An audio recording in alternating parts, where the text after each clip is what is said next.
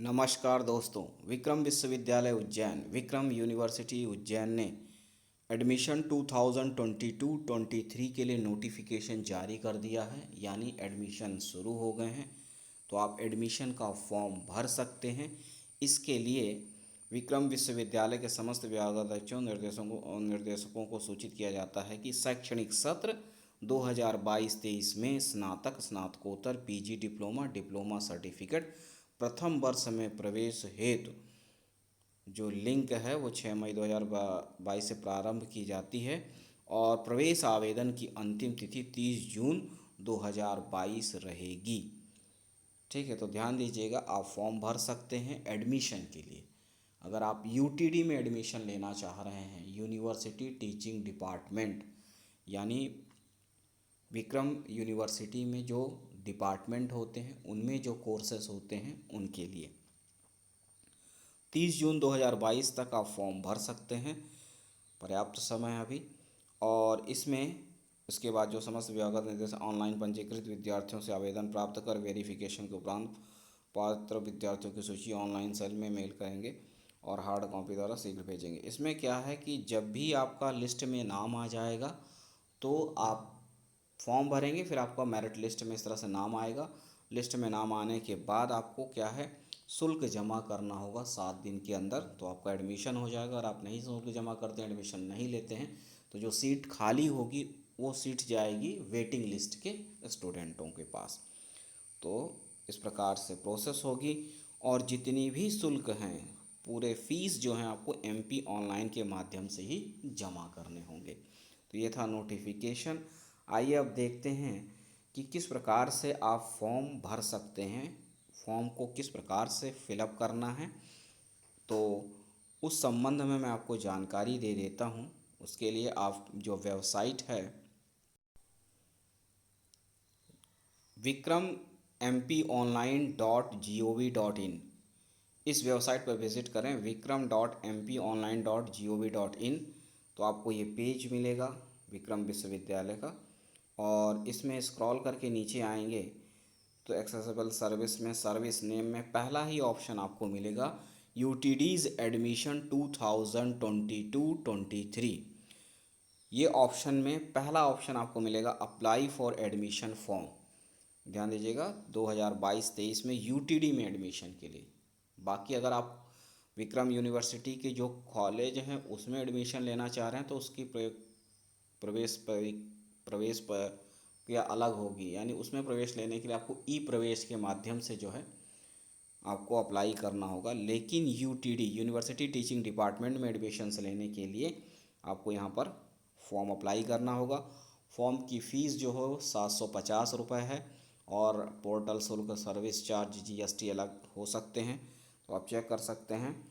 तो इसमें apply for admission form पे आप क्लिक करेंगे। अप्लाई फॉर एडमिशन फॉर्म पे आप क्लिक करेंगे तो उसमें आपको मिलेगा कृपया ऑनलाइन आवेदन प्रस्तुत करने के पूर्व प्रवेश नियमों का अध्ययन कर लें, यानी आप उसमें डिटेल चेक कर लें कि उसके लिए आप एलिजिबल हैं या नहीं। और उसके बाद यहाँ पर आपको यूटीडी एडमिशन फॉर्म जुलाई 2022 इस प्रकार से मिलेगा। और इसमें सबसे पहले आपको जो है कोर्स डिटेल देना है कि किस कोर्स में आप अप्लाई करना चाह रहे हैं। तो बीए ऑनर्स है, बीबीए ऑनर्स है, बीसीए ऑनर्स है, बीकॉम ऑनर्स है, बैचलर ऑफ फाइन आर्ट्स है, bachelor of journalism and mass communication है, बीलिव साइंस है, बैचलर ऑफ परफॉर्मिंग आर्ट्स है, bachelor of physical education and sports है, बी फार्मा है, और बीएससी ऑनर्स सर्टिफिकेट कोर्स हैं। इस तरह से देख सकते हैं ये सभी जो कोर्सेस हैं वहाँ पर हैं। इनमें सर्टिफिकेट कोर्स भी हैं, डिप्लोमा कोर्स भी हैं। इन सभी में जिसमें भी आपको एडमिशन लेना है उसके अनुसार से इसको सेलेक्ट करें। और इसके अलावा जो पीजी के कोर्सेस हैं उनमें भी हैं तो आप उसमें भी एडमिशन ले सकते हैं। एलएलएम है, एमए है, ठीक है। सपोज़ अगर आप एमए में एडमिशन लेना चाह रहे हैं, एमए है, एमबीए है, एमकॉम है, एमलिव है, मास्टर फिजिकल एम फार्मा है, एमएससी है, एमएसडब्ल्यू है। तो इस तरह से पूरे जो कोर्सेस हैं आप एक बार यहाँ लिस्ट दे सकते हैं। पीजीडीसीए में भी, पीजी डिप्लोमा में भी हैं, ठीक है। तो इस तरह से पूरे जो हैं ये कोर्सेस की लिस्ट है जो संचालित होते हैं यूटीडी में, यानी विक्रम यूनिवर्सिटी के अंदर जो डिपार्टमेंट्स हैं उनमें। सपोज़ अगर आप एमए में एडमिशन लेना चाह रहे हैं, एमए एमएससी में इसी तरह का है, तो उसके अनुसार से आप सेलेक्ट कर सकते हैं। और इसके बाद एमए हो गया, फिर इसके बाद सब्जेक्ट्स आपका क्या रहेगा। एमए में बहुत सारे सब्जेक्ट्स हैं, तो आप सब्जेक्ट सेलेक्ट कर सकते हैं। इकोनॉमिक्स से है कि इंग्लिश से एमए करना चाह रहे हैं, हिंदी से है, ह्यूमन राइट्स है, mass communication, modern history, philosophy, political science, population education, public administration, Sanskrit, sociology. तो इन सभी चीज़ों से किस सब्जेक्ट से आप एमए करना चाह रहे हैं, तो उसके अनुसार से आप उसको सब्जेक्ट सेलेक्ट कर सकते हैं। सबसे पहले ध्यान रखिएगा, आपको एडमिशन फोर्स में कोर्स क्या है वो सेलेक्ट करना है, फिर सब्जेक्ट क्या है। अगर एमएससी है तो एमएससी फिजिक्स से है, केमिस्ट्री से है, बायो से है, मैथ से है, इस तरह से है, या एमकॉम है तो वो सेलेक्ट कर सकते हैं। फिर डिपार्टमेंट डिटेल्स में आप देख सकते हैं, है ना। तो इसमें यहाँ जो ऑप्शन आएगा school of studies in English, ठीक है, इंग्लिश जो है उसमें डिपार्टमेंट में आप एडमिशन लेंगे, तो जो डिपार्टमेंट है वो सेलेक्ट करना है, ठीक है। फिर उसके बाद कैंडिडेट्स पर्सनल डिटेल्स आएगा एज़ पर 10+2 मार्कशीट, जैसा कि 12वीं के मार्कशीट में था आपका नाम, फर्स्ट नेम होगा, लास्ट नेम, और हिंदी में भी है तो हिंदी में कब भरना है, डेट ऑफ बर्थ भरनी है, जेंडर है, मेल फीमेल है, फादर्स नेम है, मदर्स नेम है, मैरिटल स्टेट वैवाहिक स्थिति, फिर है जी हस्बैंड नेम अगर उस संबंध में है, तो कैटेगरी किस प्रकार है। कैटेगरी का मतलब हुआ कि SC ST OBC जनरल, उस तरह से सेलेक्ट करना है। लास्ट एग्ज़ाम पे है ना, पेपर परसेंटेज, तो जो भी आपका लास्ट एग्ज़ाम हुआ उसमें कितना परसेंटेज है वो है। अब सब कैटेगरी में इस प्रकार से है कि आप अगर MP डोमिसाइल में आते हैं, यूनिवर्सिटी एम्प्लॉई हैं, कृषक हैं, NRI हैं, ठीक है, तो इस तरह से सब कैटेगरी भी है, तो उस तरह से आप सेलेक्ट कर सकते हैं। नेशनलिटी इंडियन है, रिलीजन में आपका धर्म कौन सा है वो सेलेक्ट कर सकते हैं। फिर आते हैं तो आपको एड्रेस देना है, परमानेंट एड्रेस क्या है, फिर कॉन्टैक्ट डिटेल्स इस तरह से देने हैं।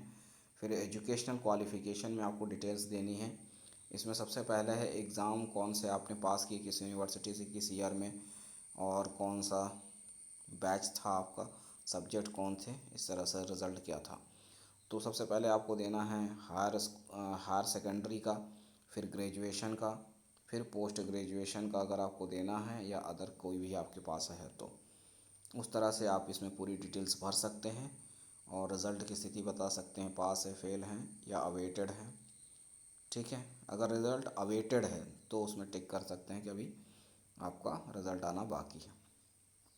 बाकी इस तरह से जो भी आपका परसेंटेज बनता है, मार्कशीट सर्टिफिकेट नंबर भी है, कितना परसेंटेज बना वो सब आपको मेंशन करना। प्लेस ऑफ रेसिडेंस इन उज्जैन, उज्जैन में अभी आप कहाँ रह रहे हैं उस संबंध में भी आप डिटेल्स में दे सकते हैं।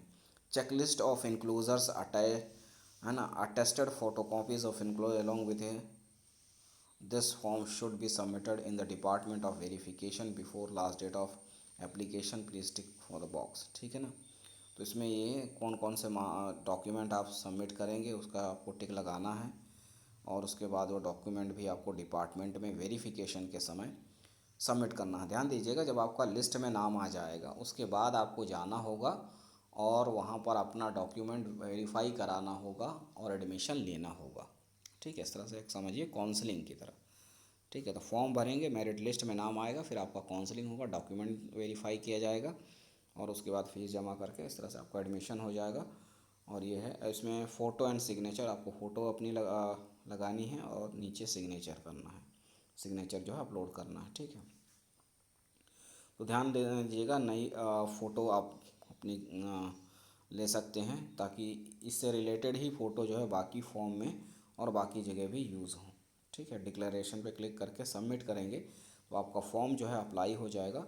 फिर जो भी फ़ीस है 750 रुपये, और भी एक्स्ट्रा फ़ीस हो सकते हैं, तो उसके अनुसार से आपको फ़ीस देना होगा।